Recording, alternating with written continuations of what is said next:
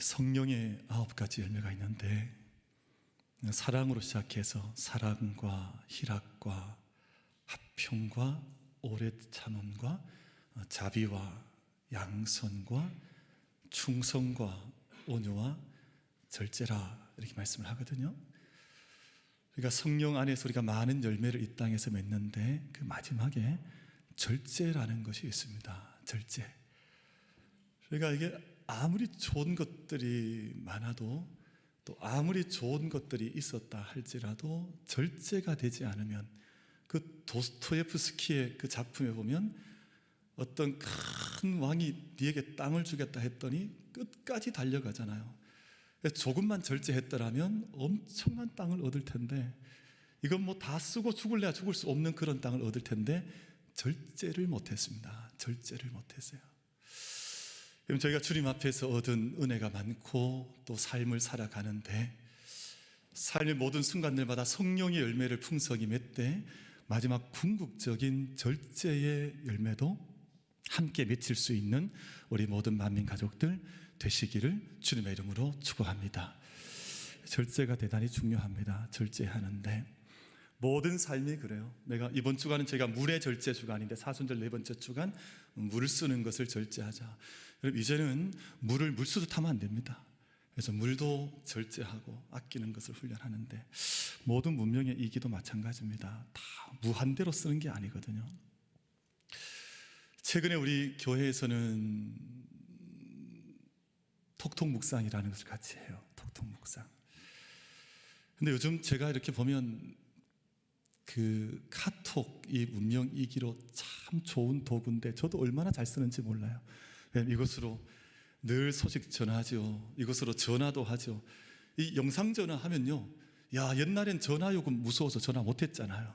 지금은 선교사님들과도 이 영상으로 전화하면 그냥 할 수 있어요. 그래서 문안도 하고, 또 요즘 이제 논문을 보내거나 페이퍼를 보낼 때도, 글을 보낼 때도 이걸로 이렇게 톡 하면 보낼 수 있어요. 근데 중요한 것은 이 작은 카톡이지만, 문명의 소중한 이익이지만 이것도 절제가 필요해요. 저는 무슨 생각하냐 하면, 주변에 너무 무분별하게 카톡들을 많이 하니까 이게 소음이 되었다.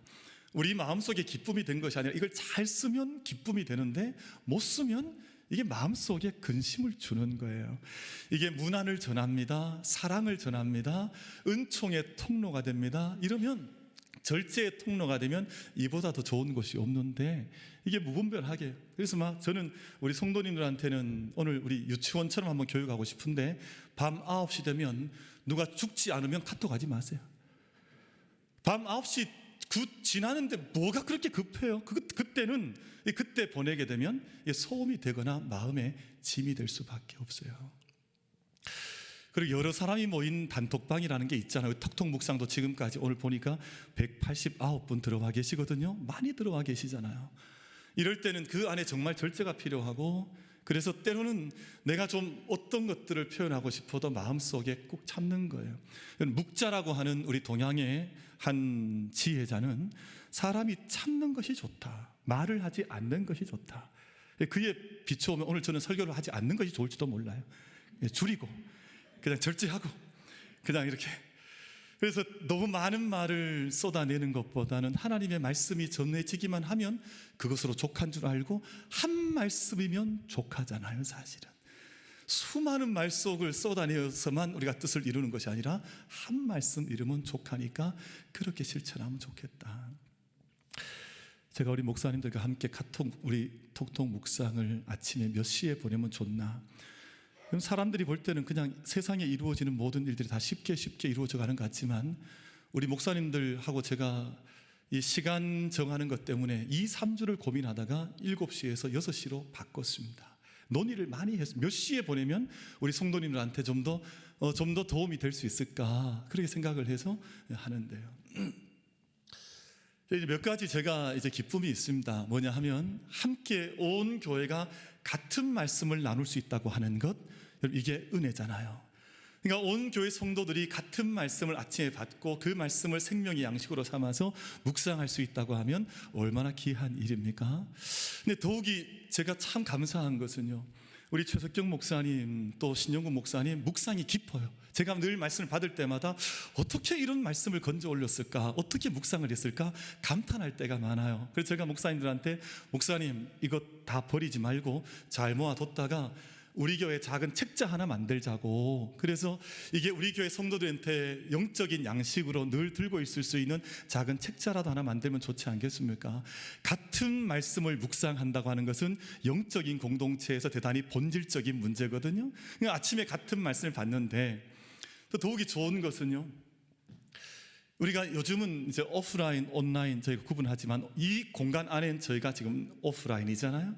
근데 인터넷상에서 저희가 만나면 오프라인이 되지만 지금은 어느 공간이 더 좋다 말하기가 어려워졌습니다. 그래서 요즘 교회들 중에서요, 요즘 인터넷 교회가 생겨났어요. 이제 이렇게 모이는 교회 하지 않겠다. 왜? 만나봤자 맨날 속만 썩고요, 만나보니까 맨날 시험만 들고요, 참 힘들다. 옛날에 김교신 선생이 무교회주의 했던 것처럼 시대마다 그렇게 아픔이 다 있습니다. 만나면 사실은 더 건덕스럽고 아름답고 또 귀하면 좋겠는데 만나면 부담이 되어지고 아픔이 있고 이러니까 차라리 그냥 인터넷 상에서 만나자, 뭐 이런 흐름들이 최근에 조금씩 생겨나기 시작했지만, 사실은 성도의 본질은 얼굴을 대하는 것입니다. 함께 성찬의 떡을 떼고 함께 주님의 잔을 마시고, 성찬식을 인터넷에서 어떻게 하겠어요?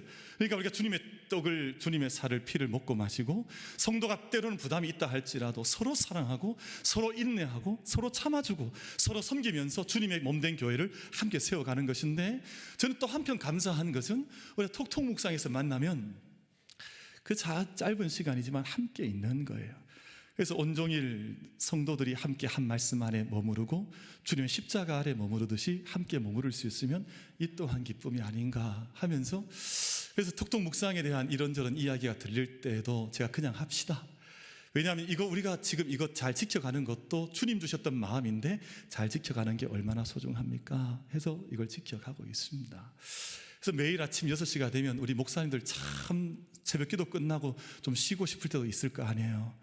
근데 6시까지 계속 자리를 지키시다가 6시 땡 하면 보내시는 거예요. 왜냐하면 담임 목사 성격이 별로 안 좋아가지고 1분 늦으면 제가 뭐라 그러거든요. 그러니까 6시 정각에 땡 하자, 우리 그때 보내드리자 해서 하고 있는 것이 톡톡 묵상입니다. 제가 여기에서 좋은 것, 감사한 것 한 가지가 있는데, 지난 2, 3년 동안 신방이 어려워졌습니다. 얼굴 대면하는 어떤 얼굴을 직접 보는 신방이 어려워져서 지금은 신방이 아직도 여의치 않은 시대를 살고 있는데, 제가 이제 189분 이렇게 때때로 그 얼굴을 거기서 만납니다. 그리고 잠시 삶이 어떻게 살아가시나 그 이면을 들여다보기도 하고, 또 거기서 잠시 기도를, 그분을 위해서 기도하기도 하고 그렇게 사용을 해요.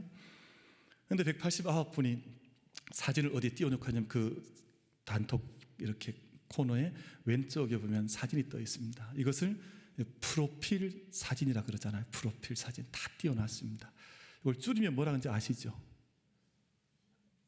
2부에 보면 잘 모르시죠? 이거 이제 줄이면 이제 푸사라 그래요. 푸사. 제가 보면서 많은 얼굴들을 뵙는데 좋은 것들이 많아요. 근데 뵈면 주로 어떤 사진이 가장 많이 올라와 있냐 하면, 거기에 가장 많이 올라와 있는 사진은 가족 사진이에요. 그래서 제가 직접 신방 때는 가족들 뵙기 어려운데 거기 보면 뭐 부모님 또 형제 또 누구와 친하게 지내는지 다 나오거든요. 그러니까 이렇게 삶을 살고 계시구나 볼 때가 있습니다. 근데 참 신기한 거는 부모님 사진은 없어요. 거기 자식 사진은 많아요. 자식 사진도 많고, 그리고 형제들, 뭐 가까운 사람들, 부모님 사진 띄워놓으신 분은 그다지 많지 않으신 것 같더라고요. 우리 이번 오는 5월 8일 이제 어버이 주일쯤 되면 우리 교회 한번 운동 한번 했으면 좋겠어요. 그 주간은 부모님 사진 다 띄워놓자. 좀 그런 거 한번 해보고 싶어요. 부모님들 사진 한번 올려보면 어떤가. 가족들 사진 이렇게 막 띄워놓고 있고요. 또 어떤 분들은 간혹 가다가 강아지 사진 또 띄워놔요. 강아지 사진. 우리 189분 가운데 한 분이 있습니다. 그리고 고양이 사진도 한 분이 있어요. 아마 이제 집에서 키우는 뭐 그런가 봐요. 그리고 근데 이게 철칙이 있어요. 이거는 절대 바뀌지 않는 원칙이 한 가지가 있는데, 만약 그 가정에 아기가 태어나면 그 다음 주간 반드시 아기 사진으로 사진 바뀌어버립니다. 그래서 특별히 할아버지 할머니들 우리 한종대 장로님, 성미성 권사님 다 이게 그래요. 다들 이제 아이가 태어나거나 하면 이제 아기 사진 올려. 우리 이종욱 집사님도 마찬가지고요. 아기가 태어나면 다 아기 사진을 거기다 올려놓으시더라고요. 그리고 이제 사위 맞이하면 사위, 또 며느리 맞이하면 며느리. 요즘 우리 공정래 권사님 봤더니 온통 며느리 사진들이에요. 그러니까 첫째, 둘째 며느리 보고 나니까 계속 며느리 사진 올리시거든요. 그러니까 사랑하는 가족들의 사진을 거기에 이렇게 쭉 같이 올리시거나, 아니면 뭐 커피 가게 갔다가 커피 마셨거나, 빵이 맛있으면 빵을 올려놓거나, 뭐 이런 것들을 올려놓아요. 아주 독특한 사진이 하나 있는데, 우리 일부예배 반주하시는 우리 김성희 권사님은 가나 초콜릿, 그걸 왜 올렸는지 모르겠습니다만 어쨌든 누가 선물을 받은 거 아닌가. 그건 제가 혼자 추측하기로는 장로님께 선물 받은 게 아닌가 그런 생각이 들었어요. 그러니까 저마다 사진들이 다 독특해요. 그러니까 여행했던 곳이나 제일 자랑스러운 것이나 소중한 것 올리는데, 근데 그 가운데 특징 한 가지가 뭐냐 하면요, 약 우리 교회 한 30분 가까이가 그 189명 안에 있는 30분이니까 비율이 높아요. 무슨 사진 올렸냐 하면 꽃 사진 올렸습니다. 나무나 꽃과 같은 식물 사진을 올려놓았는데 많이 올려놓으셨어요. 그러니까 어디 다니시다가 아름다운 꽃이 있으면 이제 담으셨다가 그 프로필 사진에 이제 대문 사진으로 올려놓으셨는데, 이유는 그것일 것입니다. 아름답기 때문이에요. 아름답기 때문일 것이고, 또 내 삶도 이것처럼 좀 아름다워졌으면 좋겠다고 하는 좀 근원적인 어떤 꽃에 대한 끌림, 나도 이렇게 아름다운 삶을 살았으면 좋겠다고 하는 어떤 소망이 프로필 사진에 그런 사진을 올려둔 것이 아닌가, 그런 생각을 해보는 것이죠. 이제 바야흐로 꽃의 계절이 됐습니다. 그래서 우리 교회 주변에도 참 많은 꽃들이 피어나는데, 우리나라는 봄 이 계절이 되면 저기 남쪽 지역에서부터 이제 꽃이 이제 올라오기 시작해서 계속 하루에도 몇 수 킬로씩 꽃이 이제 올라오면서 피어나기 시작하는데, 겨울과 봄 사이에 가장 먼저 겨울과 봄 사이에 피는 꽃이 동백이라는 꽃입니다. 그래서 12월부터 4월까지 우리나라에서는 제주도, 그리고 거제도, 뭐 여수 이런 곳으로 해서 이제 꽃이 피어 올라오기 시작하는데, 여러분 여수에 가보신 분 계신지 모르겠습니다만 오동도 같은 곳들요, 그리고 거제 지심도 같은 경우에는 섬 전체가 동백이에요. 그러니까 섬 하나 전체가 꽃으로 가득 차게 피어서 붉은 꽃을 자랑하는데, 온 세상이 완전히 다 바뀌어진 것 같죠. 제가 언젠가 여수에 한번 다녀와 보고는 가슴이 벅차더라고요. 그 바다에 떠 있는, 저기 멀리 들어가 있는 그 섬 전체가 전체가 꽃으로 되어 있는데, 그때는 꽃이 다 피어 있을 때도 아님에도 불구하고 가슴이 벅차 올라요. 온 세상이 꽃의 소상이 되는구나, 온 세상이 충만한 생명의 세상이 되는구나 하는 그런 감동이 있더라고요. 사랑하는 성도 여러분, 저는 그런 꿈을 꾸는데요, 우리 교회가, 만민교회가 지금 이렇게 가득 우리 함께 예배를 드리고 계시잖아요. 여러분 한 분 한 분이 이름 없는, 아무런 가치 없는 잡초처럼 취급받는 것이 아니라, 하나님 안에서 주님의 은총 속에서 한 심령, 한 영혼, 한 지체 모두가 다 함께 꽃으로 피어나서 여수 오동도 전체가, 거제 지심도 전체가 꽃의 섬이 되는 것처럼 우리 모두 믿음의 꽃을 활짝 피워 올릴 수 있는 믿음의 공동체로, 우리 믿음의 지체들로 함께 꽃 피울 수 있게 되기를 주님의 이름으로 축복합니다. 우리 한 사람 한 사람이 꽃으로 피어나는 것 얼마나 귀한 일이에요. 그런데 이 계절의 첫 시간 변화를 알리는 꽃 가운데 매화라고 하는 꽃이 있습니다. 1월 하순이 되면 저 꽃이 피어지기 시작하는데, 여러분 전라도 전남지에 가면 지금 이제 홍매화도 피고요, 저렇게 하얗게 피어올리는 이제 하얀색 매화도 피어올리는데, 1월 하순에서 2월 초순까지 꽃을 피우는데 특징이 있습니다. 꽃이 피기 전에 청한 향내가 먼저 가득한 거예요. 그러니까 우리가 꽃을 왜 사모하냐 하면 그 꽃이 주는 은혜가 있단 말이에요. 그 꽃이 피어 올리는 아름다운 모습을 보여주기 전에 향내가 가득한데, 청한 향기가 수리를 거쳐서 그 향기가 퍼져나가는 특징을 가지고 있습니다. 봄의 절정은 결국은 어떤 꽃과 함께 올 것 같습니까? 봄의 절정은 젖꽃을 모르시죠?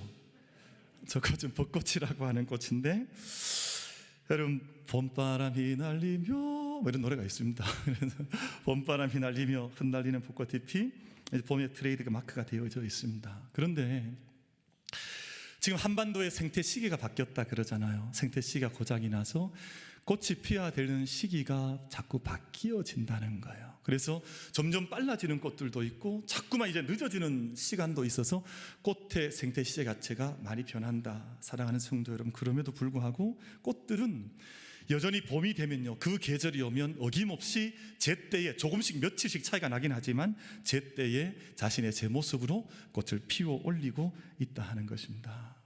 이게 얼마나 소중한 말씀인지 몰라요. 꽃은 제때에, 그리고 그 계절이 오면 제 자리에서 자기가 피워 올려야 하는 꽃을 피운다는 것입니다. 수많은 시인들이 꽃에 대해서 시를 읊었습니다. 두 가지 의미가 있는데, 꽃 자체가 아름답기 때문에요. 꽃이 아름다움에 대해서 시적인 감수성을 길어올려서 꽃을 노래하기도 하거나, 또 한편에서는 사람을 꽃에 비유하는 거예요. 꽃은 이렇게 아름답게, 정말 가슴 시리도록 아름답게 피었는데 우리 삶은 어떻게 피어나고 있는지를 반추하고 반성하면서 꽃에 관한 시를 길어 올렸는데요.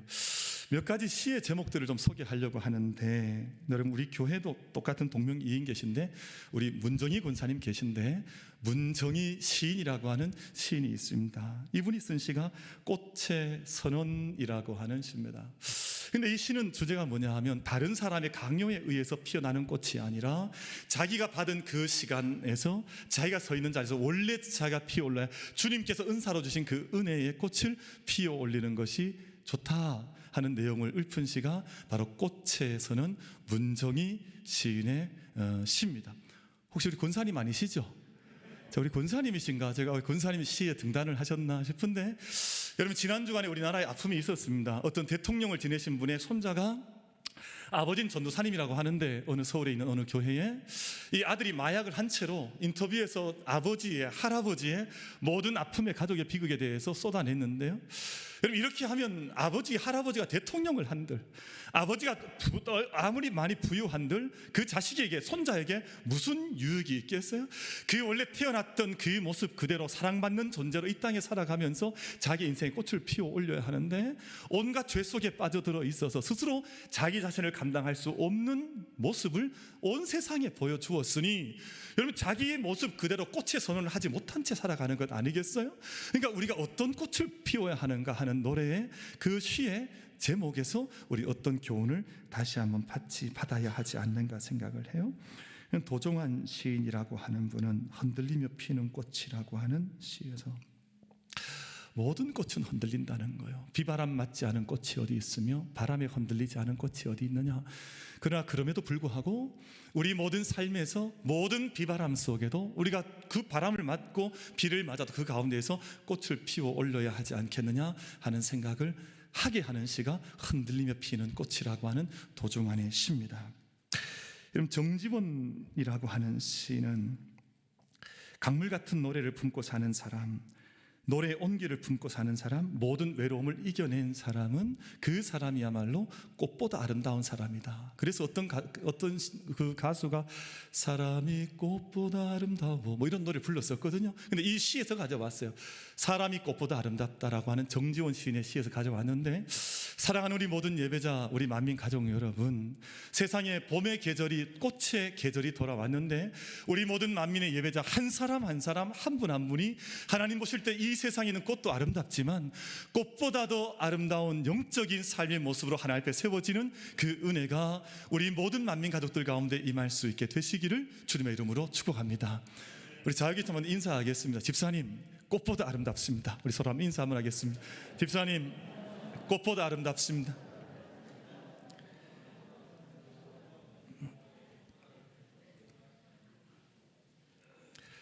혹시 그런 분 안 계셨습니까? 에이, 거짓말 치지 마세요. 혹시 그런 분 안 계셨나요? 여러분, 그래서 오늘 저희가 읽었던 본문 말씀 가운데에서 저희가 고린도후서 5장 말씀을 읽으셨는데, 5장 17절 말씀에 저는 이 말씀을 꽃이 피어나는, 우리 삶이 피어나는 말씀으로 이 말씀을 받았습니다. 그런즉 누구든지 그리스도 안에 있으면 새로운 피조물이라.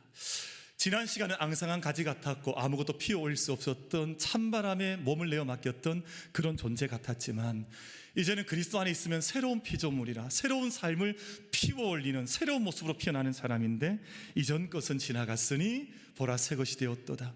마치 뾰족한 가시처럼 모든 것이 앙상한 채로 그냥 뼈만 나쁜 것 같은 남은 인생 같아 보였지만, 이제는 새로운 피조물로 새로운 모습으로 새로운 존재로 피어나는 그 모습을, 저는 오늘 이 말씀 고린도후서 5장 17절 말씀을 통해서 이 말씀을 받았습니다.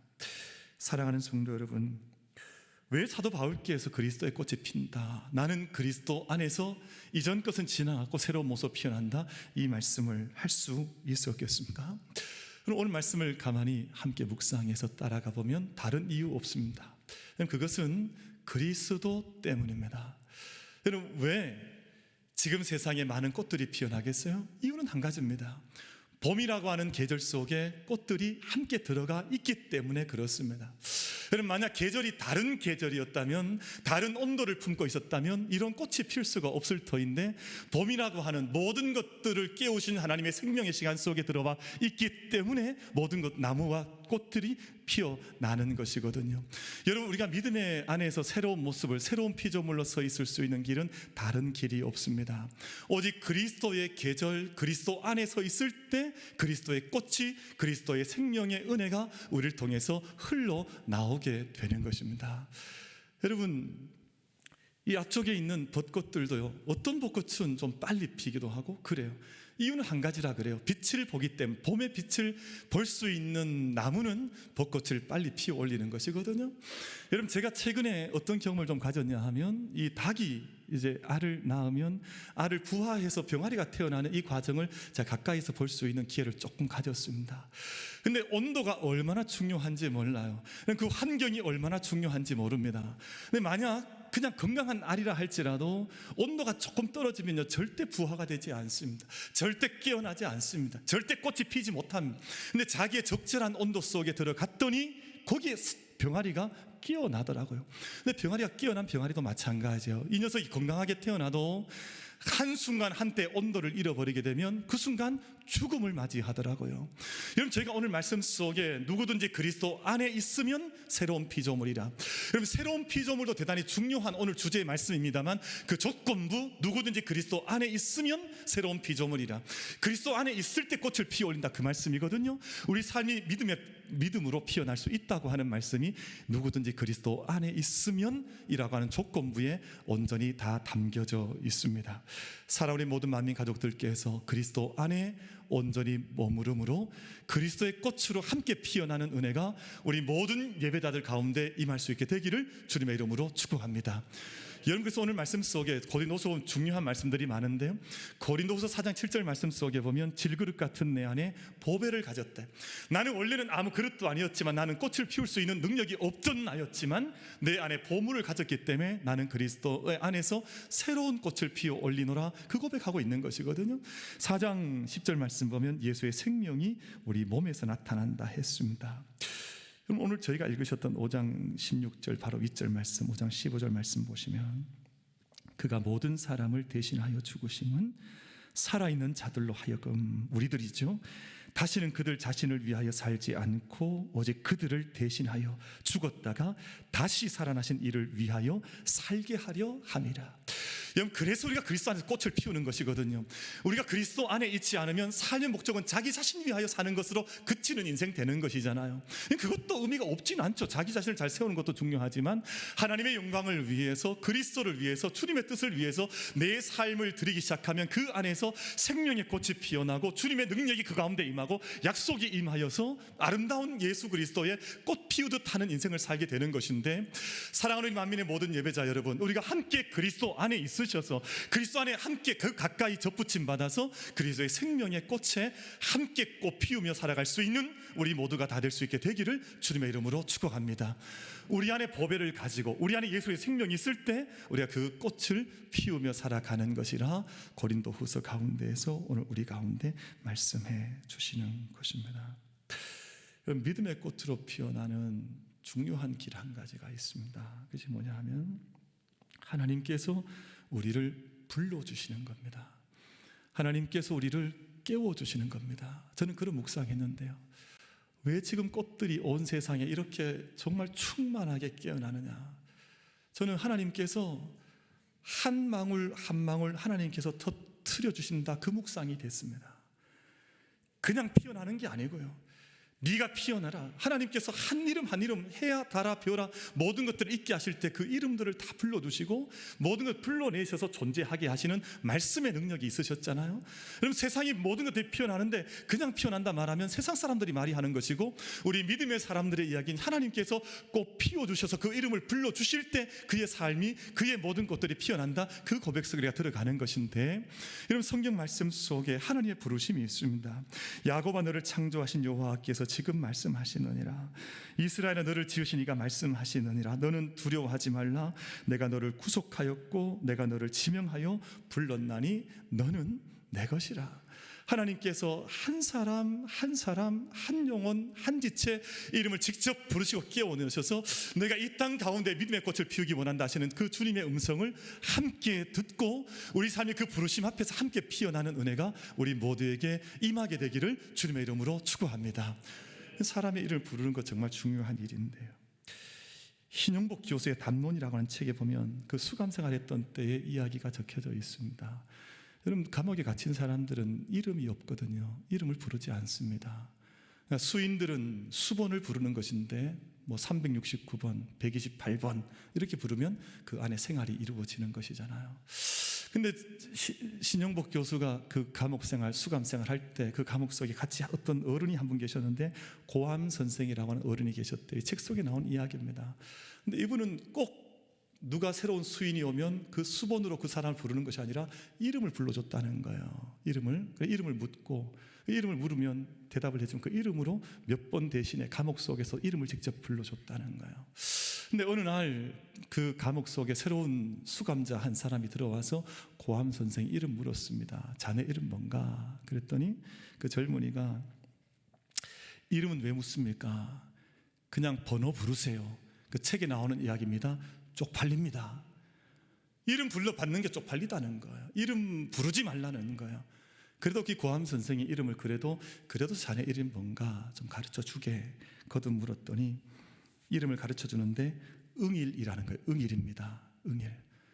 고암 선생이 다시 묻기를 일자가 한일자인가? 맞습니다. 그랬더니 고암 선생 하는 말씀이 그 감옥 속에서 네 집 귀한 맏아들이 감옥에 왔구만 이러더라는 거예요.